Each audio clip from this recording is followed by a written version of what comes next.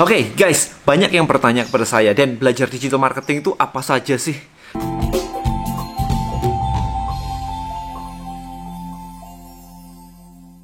Oke, guys, banyak yang bertanya kepada saya, dan belajar digital marketing itu apa saja sih? Jadi kayaknya kok luas banget gitu ya. Ada iklan, ada copywriting, ada funnel, ada landing page, ada macam-macam gitu kan. Oke, so di video kali ini saya pengen share kepada Anda. Jadi ini adalah sebuah framework dari Elite saya ya, DM Elite, yang sering saya pakai juga untuk coaching bisnis-bisnis yang lumayan gede gitu ya. Jadi ya, saya ada coaching juga. Jadi gini, jadi ini step-stepnya seperti ini. Saya pengen berbagi ini kepada Anda supaya paling tidak Anda tahu puzzle piece-nya itu apa sih. Jadi kalau misalkan nyetir mobil itu Anda tahu, oh ini gas, ini rem, ini persneling, ini kopling, ini lampu sign, ini setir gitu kan. At least Anda tahu semua part-partnya. Nah, nanti urusan Anda setelah Anda menguasai itu semua, urusan Anda mau ngebut-ngebut dikit lah, mau nggak nyalain lampu sign lah, itu urusan belakang gitu ya. Jadi ini adalah kerangka yang saya bagikan di sini nih, supaya Anda paling nggak tahu gitu. Jadi ketika saya membantu sebuah perusahaan untuk masuk ke digital marketing yang lebih proper lagi, lebih benar lagi gitu. Nah, yang pertama sih saya pasti melakukan sebuah diagnosa gitu ya. Yang sekarang ini sudah dilakukan tuh apa aja. Jadi company Anda itu sudah ngapain aja sih selama ini? Activity digitalnya itu udah ngapain aja? Jangan-jangan cuman upload di marketplace. Jangan-jangan cuman upload Instagram doang, konten rutin, that's it gitu. Which is gak salah sih. Cuma saya perlu analisa di situ. Makanya di sini saya tulis ada diagnose gitu ya, di sebelah paling kiri di sini. Nah, kemudian habis itu saya siapin nih preparation ini. Kita mesti tahu dulu nih goal dari company ini apa. Jadi company ini masuk digital itu goalnya apa. Jadi kalau saya ngebantuin orang, saya harus tahu goalnya. Sama seperti saya bilang ke Anda, kalau Anda mau masuk ke sebuah atau Anda mau menjual produk, Anda harus tahu kan goal dari customer Anda itu nanti apa gitu. Jadi itu yang pertama, objektifnya apa. Berikutnya adalah team building. Oke, so di team building itu saya selalu ngecek dulu timnya itu lengkap nggak. Kadang-kadang repot banget ya ketika dia mau masuk ke digital, tapi timnya 0 atau bahkan cuma 1. Ini nggak bisa banget, jadi timnya macam-macam nih. Banyak banget nih.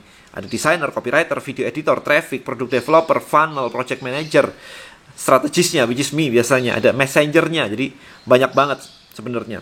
Nah, tools-tools apa aja yang harus dipakai gitu. Nah, sekarang kita masuk ke Elite Framework itu sendiri. Kebanyakan orang, itu salahnya adalah karena mereka masuk di fase 3 di sini. Ya, di fase 3, skill, traffic, ngiklan, pasang iklan di Instagram, pasang iklan di Facebook, di Google, di YouTube. Itu jadi prioritas mereka. Pantesan jebol banget, boncos terus, rugi terus gitu. Karena fase 1 dan fase 2-nya itu lupa dikerjain. Ya, mereka terlalu fokus ke fase 3. Karena apa kok fase 3? Karena yang lain-lain dapat omset karena fase 3. Yes, mereka yang lain-lain dapat omset di fase 3 karena mereka sudah benar ngerjain PR fase 1, fase 2-nya. Sementara kalau Anda tahu-tahu lompat ke fase 3 tanpa fase 1 dan fase 2, ya jebol, pasti. Gitu. Jadi kayak mau bikin apartemen tower gitu, tapi lupa bangun fondasi. Taunya pokok kalau tinggi keren ya. Lupa ke dalamnya juga tinggi, dalam banget gitu ya, bukan tinggi ya, dalam gitu ya. Ke dalamnya tuh juga jauh banget. Semakin tinggi ke atas, semakin dalam ke bawah juga. Kalau enggak goyang itu, bahaya banget. Ya kan? Jadi fase build-nya, kalau Anda pernah ngebangun apartemen, saya dulu pernah ngebangun apartemen di Springwood, Alam Sutra bareng Bung Chandra ya. Beberapa bulan di awal itu kayak kita tuh kayak kok nggak naik-naik ya. Jadi yang lama itu malah di bawahnya. Tapi begitu naik, wah itu cepet banget tuh. Kayak beberapa bulan singkat aja udah tahu-tahu, wah topping off gitu kan, udah tahu-tahu paling tinggi gitu. Sementara yang di bawah tuh lama banget. Nah sekarang ada 3 fase sebenarnya. Ini juga saya ajarkan di kelas saya DM Elite ya. Fase 1 adalah build, fase 2 automate, fase 3 adalah scale. Saya masukkan yang terakhir ini adalah fase advance gitu. Kemarin sih saya masukin ke 1, 2, 3 aja, tapi ini saya tambahin fase advance. Nah, saya ceritain cukup singkat aja ya buat Anda. Fase 1 build, kita mau bikin company-nya punya fondasi dulu untuk didigitalkan. Yang pertama adalah company Anda harus sebisa mungkin menampilkan atau menjual sebuah peluang baru yang nggak ada di pasaran. Ini paling enak. Ini by the way, ini adalah kerangka ideal. Oke, jadi kalau nggak kayak begini persis, iya, kita bisa tweak sana sini, tapi saya mau cerita idealnya dulu supaya Anda dapat puzzle piece-nya ya, potongannya itu lengkap banget. Habis itu Anda mau susun, oh Pak, saya mau pakai ini gitu. Jadi yang pertama adalah fase build, oke. New opportunity-nya, Anda harus mempunyai sesuatu yang baru. Jadi kayak, well, di Tribelio ada Tribe Commerce, there's something new. Itu meninggalkan era marketplace, Tribe Commerce, oke. Deddy Corbuzier punya OCD. Kemudian Tesla dengan mobil listriknya, dengan Itu orang-orang jenius-jenius yang Anda lihat deh, yang gede-gede, yang gila-gila, Apple, kemudian Tesla, SpaceX, itu sesuatu yang baru. Sesuatu yang ketika kayak Apple, Steve Jobs meluncurkan iPod, iPad, iPhone, something new semuanya. It's always something new. Nah, itu saya punya video sendiri tentang itu ya, panjang banget. Nah, intinya adalah saya akan membantu sebuah company untuk exercising apa sih yang bisa dibuat menjadi sesuatu yang baru. Contoh banget, yang sederhana aja. Dan aku kan bukan Apple, aku bukan Tesla gitu kan. Oke, gak ada masalah, bukan harus kayak Tesla. Anda tahu Robert Kiyosaki kan? Dengan cash flow kuadrannya. Itu juga sama, itu new opportunity yang disebut dengan cash flow kuadran. Kuadran 1, kuadran 2, kuadran 3, kuadran 4 gitu ya. Itu yang disebut dengan something new. Padahal materinya sih basic banget ya. Saya nanya ke teman saya kemarin, orang pajak gitu kan ya, accounting basicnya, dan dia mengatakan bahwa itu mah basic banget, asset liability, literally basic banget dan gitu. Cuman karena dikemas pakai cash flow kuadran, dipatenkan frameworknya, jadilah sebuah new opportunity. Sesimpel itu, bukan barang ya. Kan kebanyakan dari kita selalu mikir barang baru. Emang ada barang baru? Kayaknya nggak ada yang baru, Den. Ya iya, nggak harus baru gitu. Ya bisa aja konsep, nggak ada masalah kayak cash flow kuadran tadi.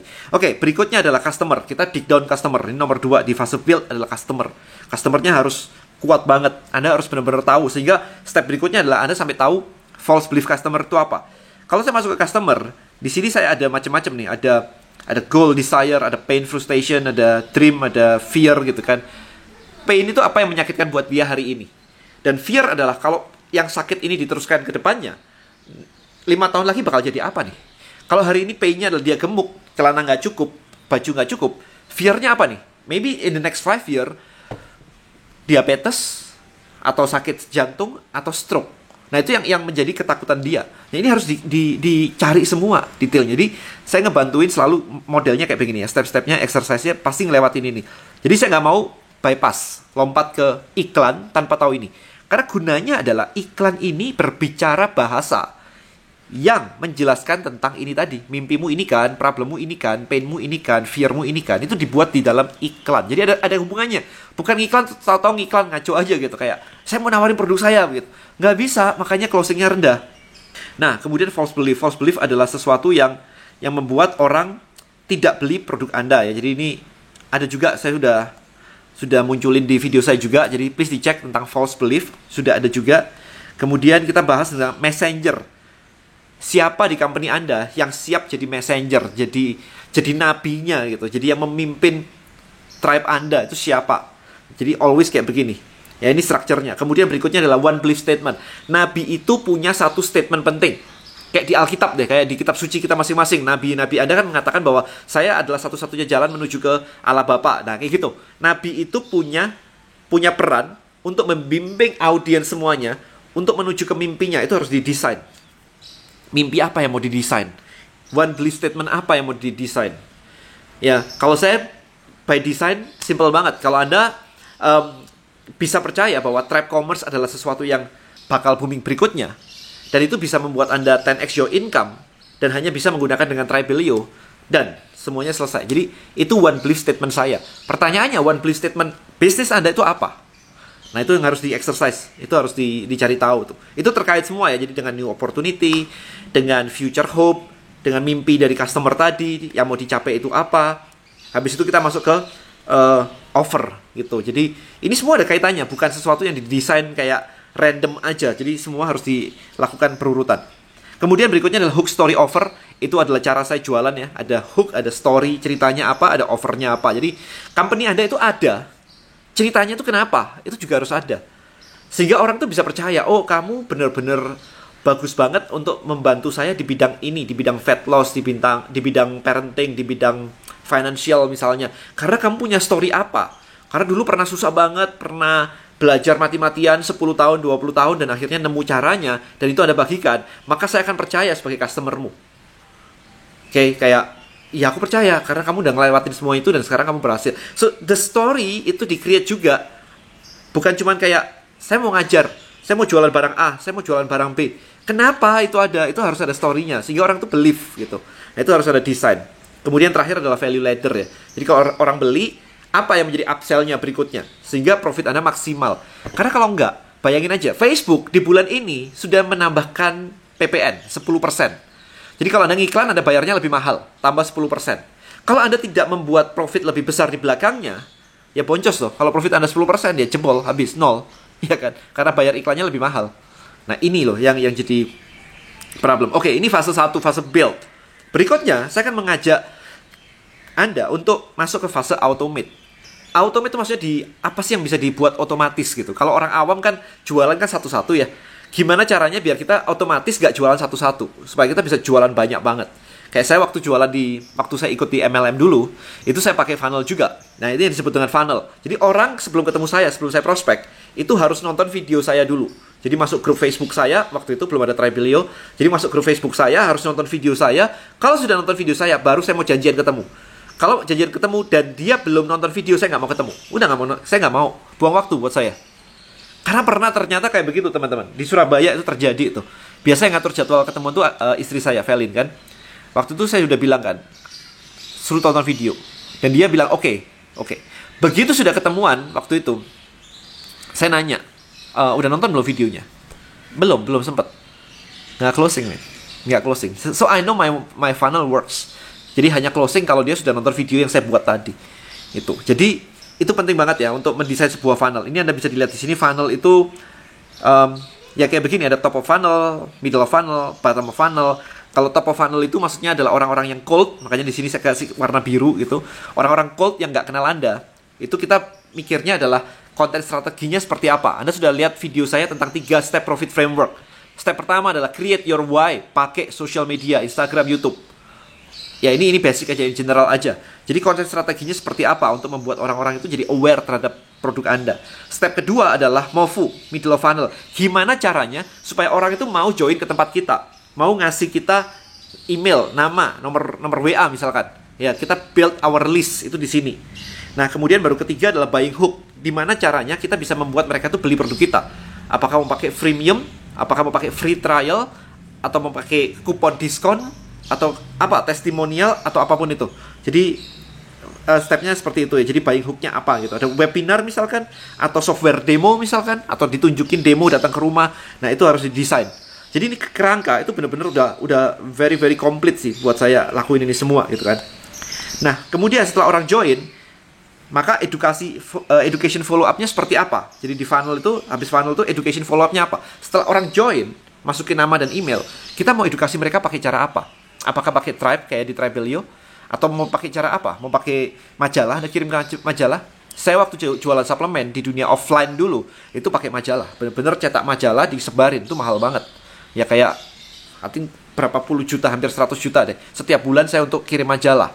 Ya tapi nggak ada masalah, karena omsetnya habis itu miliaran. So it's fine kalau dihitung-hitung kan.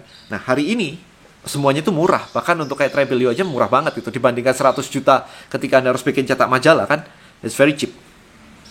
Kemudian strategi return path. Kalau orang sudah datang ke tempat kita dan nggak beli, itu kita lakuin apa supaya mereka beli lagi? Atau mau beli gitu ya. Atau yang sudah beli dan pulang, gimana caranya kita membuat mereka datang lagi untuk beli lagi? Itu ada strateginya. Ya, itu fase kedua, supaya otomatis nggak manual lagi. So, ini adalah step 1, ngebangun fondasinya. Step 2, membuat sistem-sistem jualannya itu otomatis semuanya. Baru ketika ini sudah jadi, fondasinya udah lengkap, kemudian sudah otomatis semua proses penjualannya, barulah kita ngomong tentang traffic. Jadi traffic itu kayak buka keran. Oke? Jadi traffic itu buka keran, iklan semuanya kita buka. Begitu traffic datang, sistem Anda ini sudah siap. Message-nya siap, kalau orang datang tuh ngomongnya apa itu sudah siap. Jadi semuanya udah ready semua. Barulah di situ Anda akan mendapatkan profit yang lumayan. Karena kalau enggak cuma iklan doang, itu kayak bener-bener iklan doang. Tapi begitu orang masuk ke dalam, Anda nggak tahu dia mesti diapain. Dan orangnya juga bingung, mau di-upsell apa. Padahal kalau Anda mendesain proses upsell-nya dengan benar, harusnya orang datang itu bisa beli 2 kali, beli 3 kali. Sementara Anda melupakan itu, tidak mendesain funnel depannya dengan baik, funnel belakangnya, dengan baik. Orang datang beli sekali, bahkan nggak beli, hilang. Anda buang duit terus tuh di situ tuh. Nah, kemudian ada Dream 100, yaitu bagaimana mencari partners. Jadi, kalau Anda lihat saya IG live dengan banyak orang, itu semua, itu strategi Dream 100. Bagaimana mencari partner gitu kan. Dan yang terakhir adalah reseller. Anda tahu sendiri bagaimana membangun reseller. Ya, jadi materinya apa, apakah ada reseller academy, apakah ada pembinanya, macam-macam kayak gitu. Nah, ini selesai sampai sini sebenarnya. Ini udah cukup, sampai sini udah lumayan nih. Tapi kalau Anda mau naik level lebih lanjut, ada level advance, yaitu kita akan ngomongin tentang identity shift. Nah ini nggak gampang, memang levelnya advance. Ini butuh waktu, jadi semua ini akan diproses semuanya sampai jadi fase 1, 2, 3 sampai jadi. Barulah keempat ini kita bisa mulai kelihatan nanti. Orang menyebut dirinya apa ya?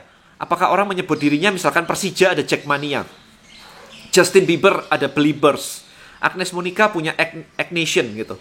Jadi apa yang orang mengidentifikasi dirinya itu sebagai apa dalam konteks fans Anda atau fans bisnis Anda? Nah itu harus dicari tahu. Kayak waktu saya di Russell Brunson, di ClickFunnels mereka menyebut diri mereka adalah funnel hacker. Ya, jadi macam-macam. Nah ini yang disebut dengan identity shift. Nah terus ketika orang-orang sudah mulai punya identity shift kayak begitu, movement apa yang mau Anda create di sini? Nah terakhir ini movement apa? Gerakan apa yang mau Anda ciptakan? 4 sehat 5 sempurna supaya semuanya minum susu? Atau gerakan anti sampah plastik? Saya lagi meng-create sebuah gerakan juga yang namanya adalah kita fight yang namanya perang harga di marketplace. Ya, jadi saya mau memerangi yang namanya perang harga di marketplace. So, kalau Anda ngerasa hidup Anda susah kena perang harga, dengarkan video saya semuanya. Saya mau memerangi yang namanya perang harga supaya profit Anda naik, supaya profit Anda lebih besar, sehingga Anda bisa cuan lebih enak gitu ya, profitnya lebih enak. Nggak perang harga mulu gitu kan. Capek bisnis kelihatannya rame tapi perang harga, habis itu duitnya nggak ada, habis itu bayar PPN lagi, habis itu bayar PPN bukan masalah, tetapi kalau habis karena perang harga, terus bayar pajak semuanya, kan profitnya habis gitu loh maksud saya. Tetap pajak harus dibayar, of course. Ya, terus ya itu yang lagi saya gerakkan hari ini gitu ya, movement saya seperti itu. Nah, terakhir adalah 4-minute miles. 4-minute miles itu award apa yang bisa Anda ciptakan? Anda tahu sendiri, saya pakai plakat Silver Circle Trebelio. Jadi orang yang berhasil menggunakan Trebelio untuk mendapatkan income lebih dari 1,5 miliar akan mendapatkan Silver Circle dari Trebelio. Nanti kalau misalkan Anda dapat 14 miliar, 1 juta dolar, itu ada next-nya lagi. Jadi itu untuk membuktikan bahwa proses ini bisa berjalan gitu. Alright guys, so kurang lebih itu adalah Elite Framework. Jadi ketika saya ngajar di DM Elite, yang saya ajarkan kurang lebih kayak begini. Dan ini dibahas detail banget ya. Ini saya udah ngebut aja udah 17 menit lebih gitu ya. Jadi materinya memang banyak banget. Dan saya juga menggunakan ini juga untuk consulting saya gitu. Jadi ada perusahaan-perusahaan besar yang memang butuh dibimbing step by stepnya dan timnya. Nah, saya menggunakan framework yang sama karena memang ini works gitu. Anda lihat di mana-mana kalau Anda sekarang gini, kalau Anda memegang framework ini di kepala Anda, maka Anda akan bisa melihat kok company-company itu yang mereka lakukan step by stepnya juga kayak begini. Message-nya juga kayak begini semua. Microsoft lagi meluncurkan Surface Duo, ya, handphone dia yang flip gitu kan, saingannya Galaxy ini Fold gitu. Nah, Anda perhatikan deh, konten-konten dia itu apa saja. Konten-konten dia nanti akan menjawab question tentang mindset, belief, knowledge orang tentang produknya. Anda lihat deh, kerangkanya itu semua sama yang dilakukan oleh big company begitu. Jadi kalau Anda baru mulai atau baru kayak ya masuk ke dunia digital, kenapa nggak ngikutin aja framework-framework yang udah bagus kayak begini sehingga Anda langsung jalannya lebih cepat lagi daripada nyoba-nyoba gagal. Alright, so hopefully video ini Anda dapat gambaran bahwa pieces dari digital marketing itu seperti ini lengkapnya. Puzzle piecesnya seperti ini. Tinggal Anda nanti pakainya gimana. Nah, itu butuh sambil jalan, ya. Itu butuh sambil jalan. Karena saya udah ngejalanin ini udah belasan tahun ya, digital marketing udah belasan tahun gitu. Jadi, kalau kayak begini diiniin, kalau kayak begitu digituin gitu. Itu di kepala saya udah lancar banget. Ya, that's why itu melengkapi dari sekedar framework aja. Jadi, experience dan framework itu saling membantu gitu ya. Oke, itu aja. Biar gak kelamaan juga buat Anda segera take action ya untuk membangun bisnis digital Anda. Itu aja. Thank you so much guys. I'll see you in the next video. Bye bye.